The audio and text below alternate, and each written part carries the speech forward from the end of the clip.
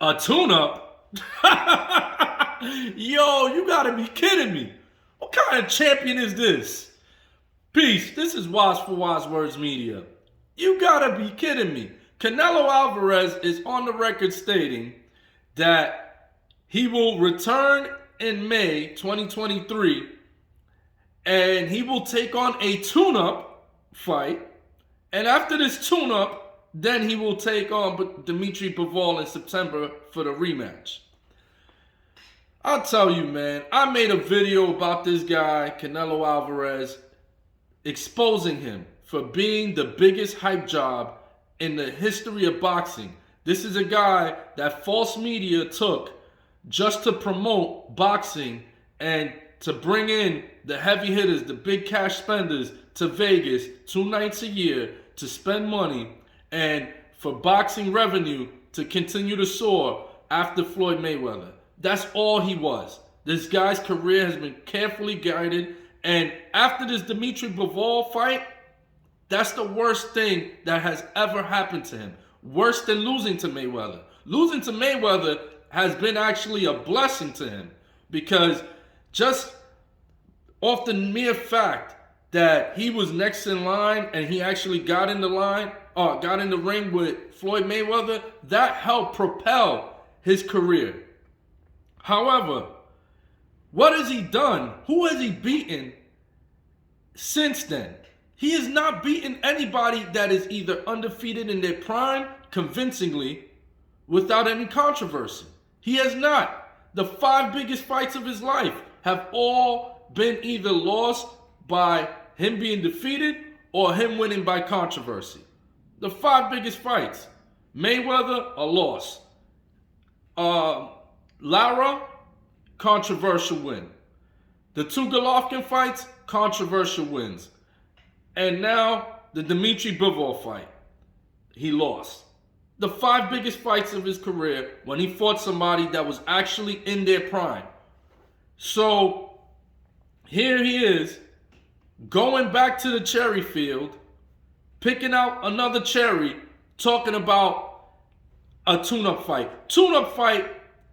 A tune-up fight is for somebody who's been out the ring due to like inactivity for whatever reason. If somebody has a real injury, like a Floyd Mayweather who hurt his hand in the middle of a fight and had to get that repaired, or Buddy McGirt who fought with one hand because his shoulder was dislocated. That's a person that can come back and say, okay, I need a tune-up fight, see how I feel. Not a guy who had calluses removed from his wrist and has fought with those same calluses for years. He said it out his own mouth. He's fought with these calluses already. This ain't no broken bones or a sublocation that has to be reduced. Like, this is not anything like that. This is a removal of calluses, and he's going to use that, and false media is going to push that narrative that, oh, well, yeah, he has to take this tune-up fight because he just had surgery. That is a very minimal surgery. And he's going to come back, milk the cow some more, go to the cherry field, pick out another cherry, and then we'll see if he takes on Bivol. Because what he's trying to do is, he's trying to give it some time from here to September, knowing Bivol's not going to stay inactive, and trying to see if he could use that excuse again that he used or tried to use when Bivol was going to fight Surdo.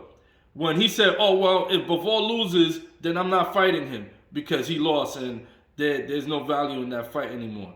So he's trying to give it some time to see if Bivol would try to unify with an Arthur Beterbiev. And if for some reason Beterbiev beats Bivol, all of a sudden he's going to go back to that same excuse that he tried to use with Surdo. Oh, I'm not fighting because he lost. So he's trying to space it out and give Bivol some time to see if Bivol loses so that he could run away and close the chapter on a book where he lost in the last page of that chapter. So this guy continues to be the biggest hype job I mean, I can't believe that some people are actually taking this and running with it. Like, yeah, he deserves to. He has to come back and take a tune-up fight after something like that. Let me tell you something. Floyd Mayweather retired for 2 years. 2 years. And after that amount of time of inactivity, what did Floyd Mayweather come back to do? Who did Floyd Mayweather come back to fight? He fought the #2 pound for pound fighter in the world. And at that time, that was Juan Manuel Marquez. He came back and fought the guy that was #2 ranked pound for pound after a 2-year layoff. That's what a real champion does. They don't do things like this. Go to the cherry field and look for another cherry and try to get another payday, another cherry in their prime when you just fought in September, and that's been your flow. That's been how he's been doing. Fights in May, fights in September, fights in May. So now you're due up. It's not like you're off cycle, you're off rhythm. You're set to come back right in time. And you're going to take a tune-up? In other words, a cherry pick? Come on, man. This dude. False media, y'all could continue putting them on your top 10 pound for pound. This dude been left mine. And with True Media, aka Wise Words Media, True Media, I will be coming out soon with my top 10 pound for pound list, which Canelo is no longer a part of after this night. Peace. I'm Wise for Wise Words Media.